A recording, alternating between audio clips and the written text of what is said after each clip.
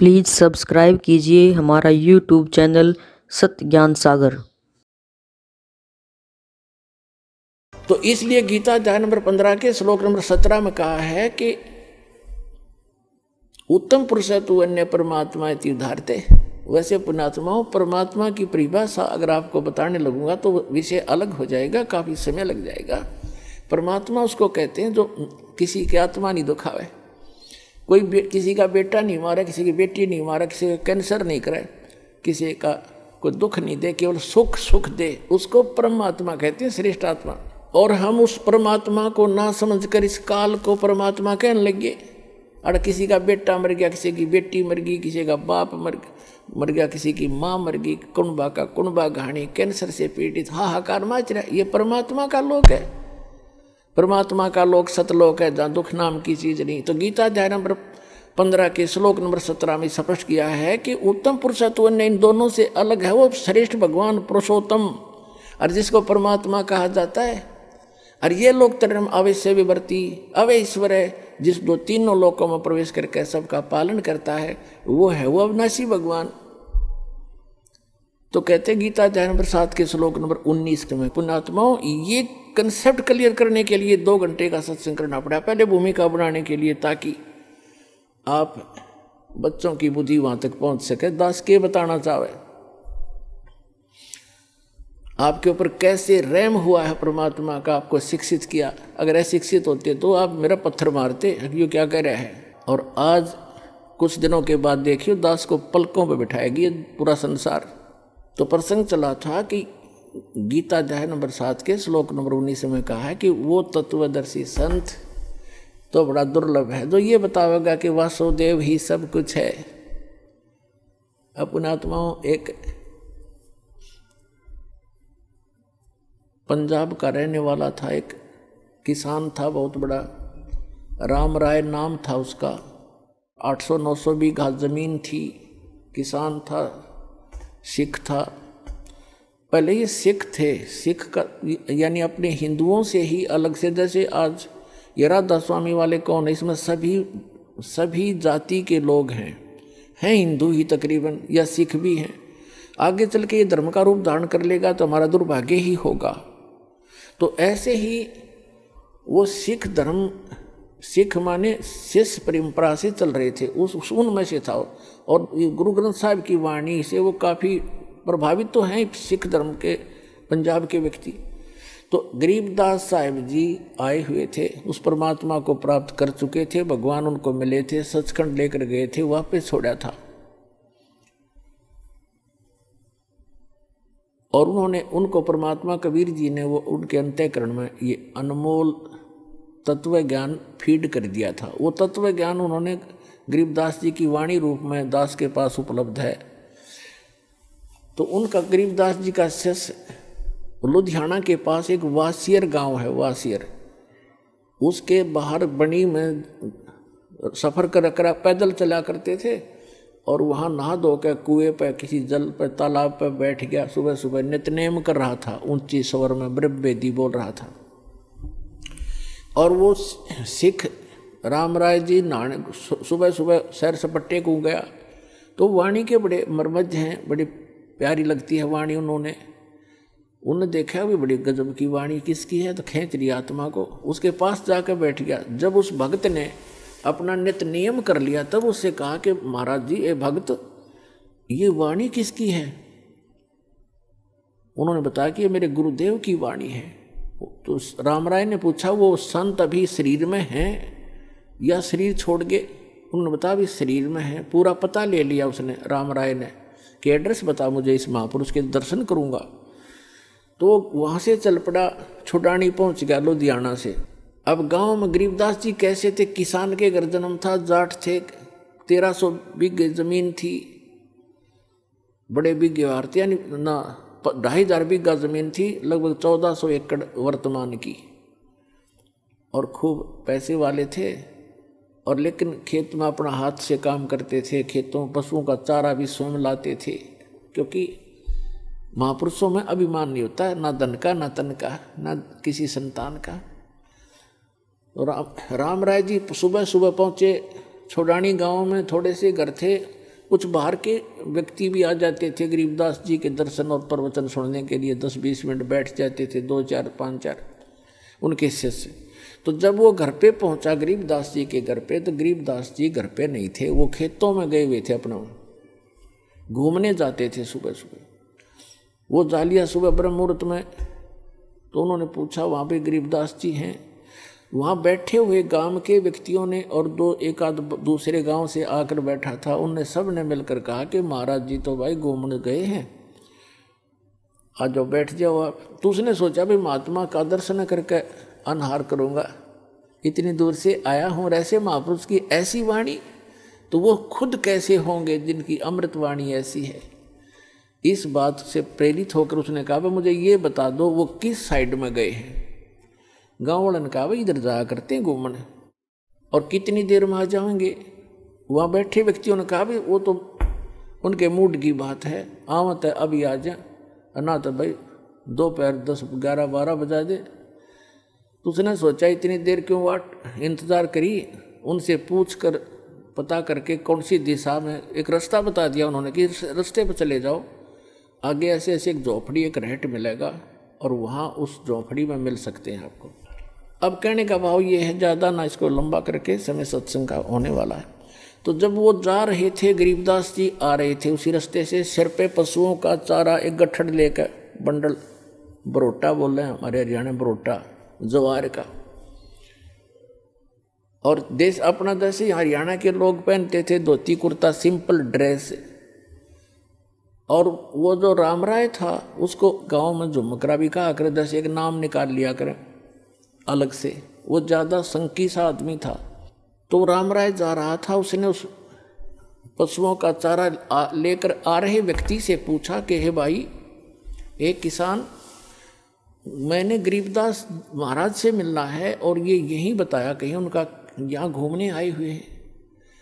अब गरीबदास जी को तो पता था कि राम राय जी ने मन में क्या कल्पना कर रखी है साधु की, कि साधु होगा, सिर पर जटा होगी, दाढ़ी बढ़ी होगी, कान पड़वा रखे होंगे, हाथ में चिमटा होगा, एक लाल कपड़ा लंगोट में बांध रखा होगा, या कति लाल कपड़े होंगे, मूंड मुंडा रखा होगा, घोट में घोट हो रहा होगा, यानी कोई विशेष आडंबर ऊपर होगा, उसी को उसने संत मान रखा था।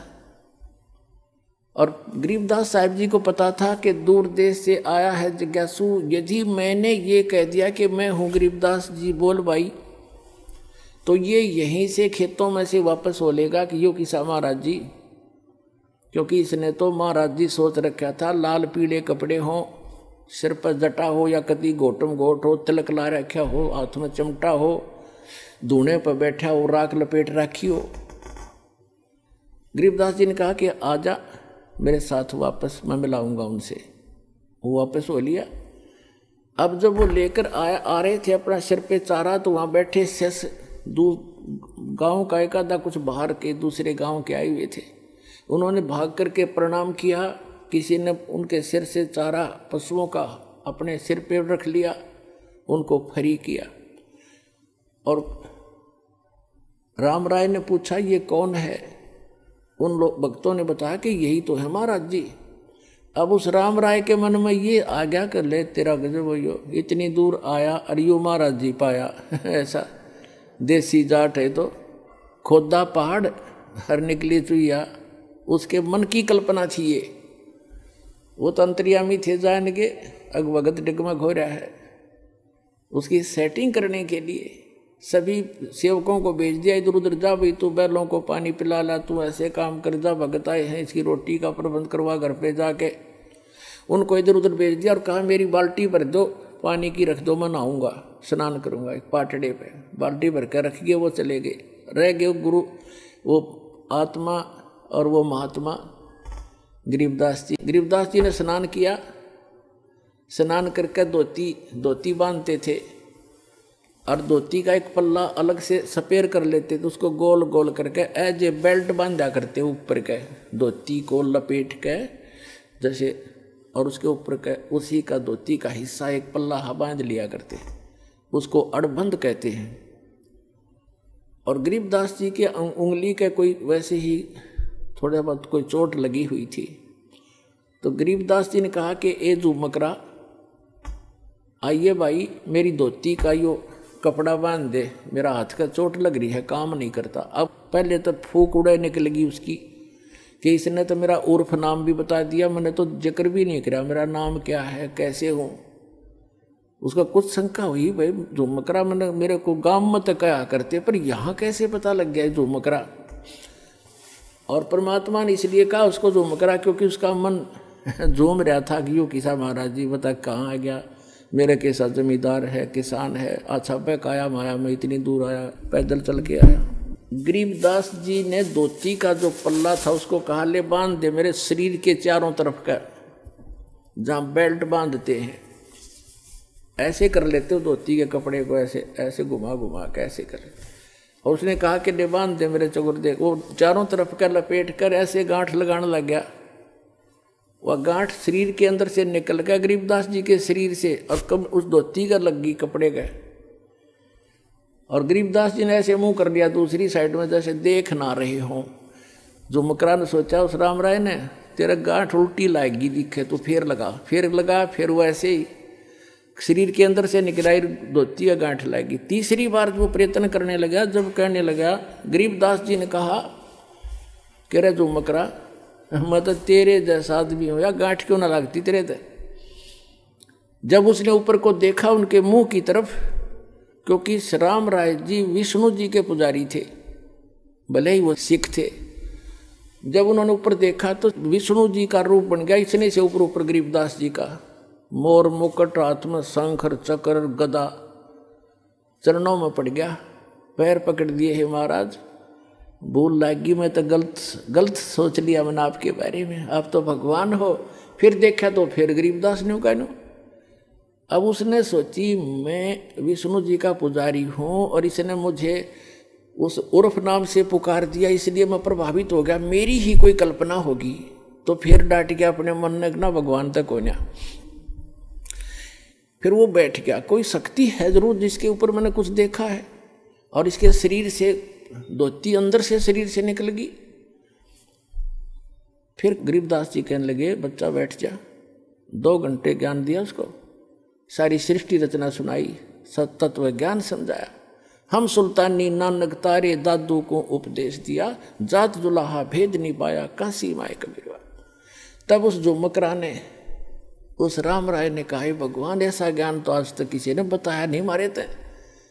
तब गरीबदास जी ने कहा था कि तत्व भेद कोई ना कह रे झुमकरा, यो पैसे ऊपर नाच सुनो राई झुमकरा, कोटों मध्य कोई नहीं रे झुमकरा, अरबों में कोई गर्क सुनो राई झुमकरा। ये झुमकरा राय कहते हैं, राय साहब यानी हे जैसे लैंडलॉर्ड था वो, कि हे राय झुमकरा, ये राय साहब कहते हैं तत्व भेद किसी के पास नहीं है, ये सब पैसे ऊपर ढोल पीट रहे हैं, पैसे उद्देश्य लेकर ये दंत कथा सुना रहे हैं। तत्व भेद कोई ना कह रहे झुमकरा, ये पैसे ऊपर नाच सुनो रे झुमकरा। कहते कोटों मध्य कोई नहीं रे झुमकरा, अरबों में कोई गर्क सुनो रे झुमकरा। इन करोड़ संतों में आपको कोई संत नहीं मिलेगा, अरबों में कोई एक गर्क मिलेगा। गर्क माने कंप्लीट इन ऑल रिस्पेक्ट, यानी सैचुरेटेड, जिसके पास ज्ञान भी पूरा हो, जिसके पास मंत्र भी पूरे हों, जिसको अधिकार भी हो परमपिता की ओर से। कैसे ऐसा संत तुझे अरबों में पावेगा, करोड़ों में भी नहीं मिलेगा।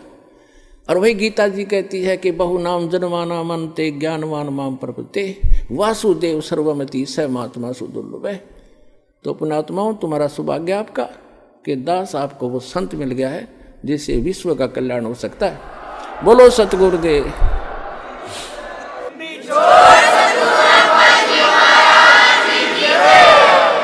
आज का जो ये 3 दिन का जो समागम समापन हुआ है, ये उस उपलक्ष्य में था कि इस फाल्गुन की अमावस्या के दिन 17 फरवरी थी उस दिन, और अमावस्या थी 1988 में।